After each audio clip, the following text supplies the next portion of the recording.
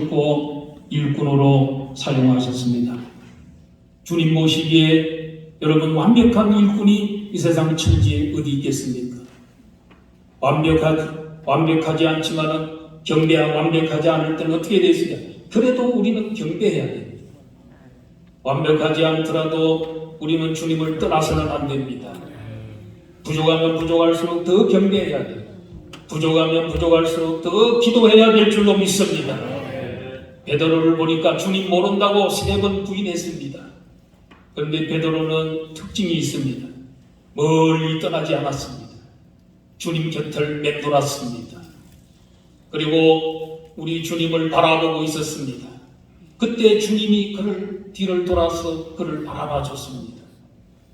그리고 이 베드로는 주님의 말씀이 생각나서 밖에 나가 통곡을 했습니다. 사랑하는 성도 여러분, 우리를 또 때로 실수할 수 있고 우리도 때때로 부족하지만 그럴 때일수록 더 경배하고 주님을 멀리 떠나지 말고 더 가까이 있어야 될 줄로 믿습니다. 그럴 때에 우리를 또 부족하고 자격 없지만은 우리가 순종만 하면 깨끗하게 하여 쓰시고 만들어 쓰시고 그리고 고쳐서 쓰시고 연단하여 쓰시는 줄로 믿습니다. 세 번째로는 부활하신 이후에 하늘과 땅의 모든 권세를 소유하셨습니다. 하늘과 땅을 다스리는 권세는 예수님의 권세입니다. 하나님의 권세입니다. 성부, 성자, 성령은 권능이 동등합니다. 예수님은 33년 동안 땅에 계실 때에도 인성과 신성을 같이 소유하셨습니다. 인성은 많이 부각이 되고 신성은 감추어져 있는 것처럼 보였습니다. 그런데 십자가와 부활 사건으로 인해서 사탄의 머리를 부수고 사탄의 등뼈를 분질르고 또 부활 성천하셔서 하나님 보좌 우편에 앉아서 만왕의 왕국으로 등극을 하셨습니다. 그런 다음에 하늘과 땅을 다스리고 계십니다. 하늘과 땅을 다스리는 것은 미국의 대통령이 다스리는 거 아닙니다. 오직 예수 그리스도가 다스리는 겁니다. 성부 하나님과 같은 권능을 회복하셨습니다. 만왕의 왕만이 천지를 다스릴 수 있습니다. 그 왕이 지상 명령을 내리면 그게 의명입니다. 의명은 반드시 완수해야 됩니다. 우리는 만왕의 왕이신 주님의 명령을 받들어 수행하는 대리자요, 대사요, 종이요, 왕같은 제사장인 줄로 믿습니다. 주님은 부활하신 후에 지상 명령을 내리시고 또 그 명령을 성취하기 위해서 임마누엘 해 주셨습니다. 그러므로 너희는 가서 모든 민족으로 제자를 삼아 아버지와 아들과 성령의 이름으로 세례를 베풀고 내가 너희에게 둔 바 모든 것을 가르쳐 지키게 하라. 이 지상명령, 이 명령에서 이건 지상명령인데 지상명령은 가장 높은 명령, 가장 큰 명령이란 뜻입니다. 이 지상명령에서 주동사가 뭐겠습니까? 주동사는 제자를 삼으라는 겁니다. 그러면 가라, 세례를 베풀라, 가르쳐라 하는 이것은 뭐겠습니까? 이것은 분사입니다. 이걸 이제 해석을 하면 이렇게 되는 겁니다. 제자를 삼기 위해서 가고 제자를 삼기 위하여 세례를 베풀고 제자를 삼기 위하여 가르쳐라. 더 다르게 표현하면 이겁니다. 가면서 제자 삼고 세례 베풀면서 제자 삼고 가르치시면서 제자를 삼으라. 여기에서 가장 중요한 것은 제자를 삼으라는 겁니다. 예수님의 제자는 예수님의 인격과 삶과 사역을 본받는 자입니다. 오늘 우리의 인격과 삶과 사역 속에 예수님이 반영되어야 되고 예수님을 빼닮아야 됩니다. 이 세상 사람들은 예수님에 대해서 잘 모릅니다. 그런데 여러분들을 보시고 우리들을 보고 예수님이 어떤 분이겠구나 하는 것이 그려져야 됩니다. 그게 예수님의 제자의 특징인 것입니다. 교회의 직분자가 되기 전에 먼저 예수님의 제자가 되어야 됩니다. 제자 목사, 제자 장로, 제자 안수집사, 제자 권사, 그리고 나아가서는 제자 집사, 심지어는 제자 청년, 제자 학생, 제자 어린이가 되어야 될 줄로 믿습니다. 가야 합니다. 제자를 삼기 위하여 모든 족속에게로 가야 합니다.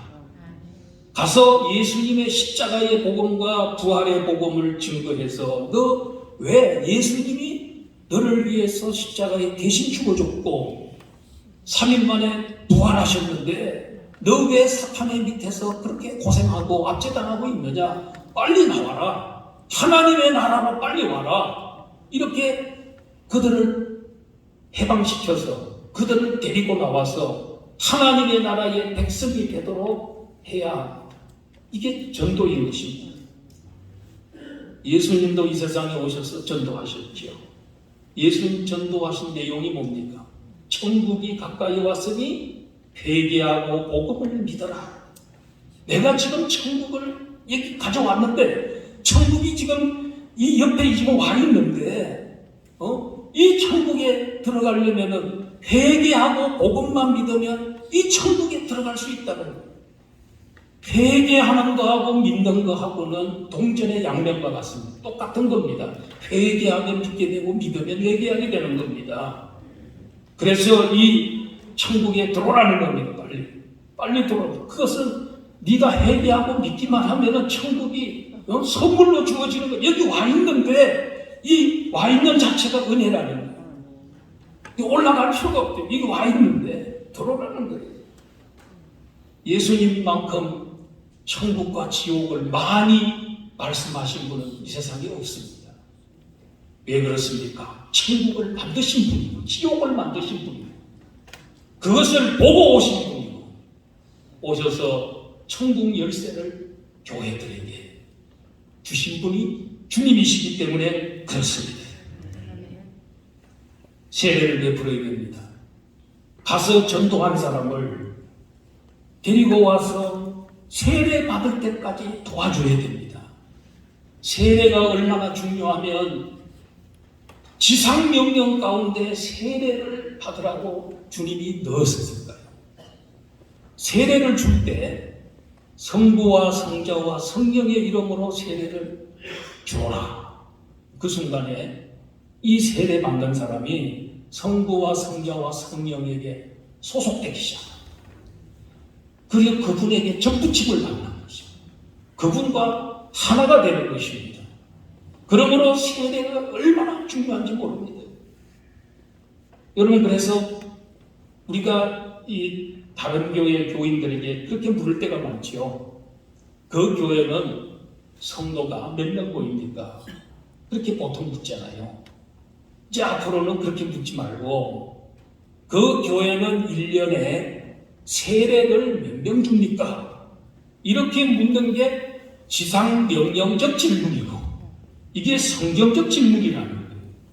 왜냐하면 전도한 사람을 세례 베푸는 거, 이 세례가 너무 중요하기 때문에 세례를 몇 명 정도냐 하는 것은 대단히 중요합니다. 그리고 우리가 질문을 좀 바꿔야 될 것 같습니다. 그리고 가르쳐 지키게 하라고 했습니다. 내가 너희에게 분부한 모든 것을 가르쳐 지키게 하라. 모든 것을 알아야 가르치지. 알아야 가르칠 거 아닙니까? 그런데 가르치긴 가르치는데 지킬 때까지 가르치라.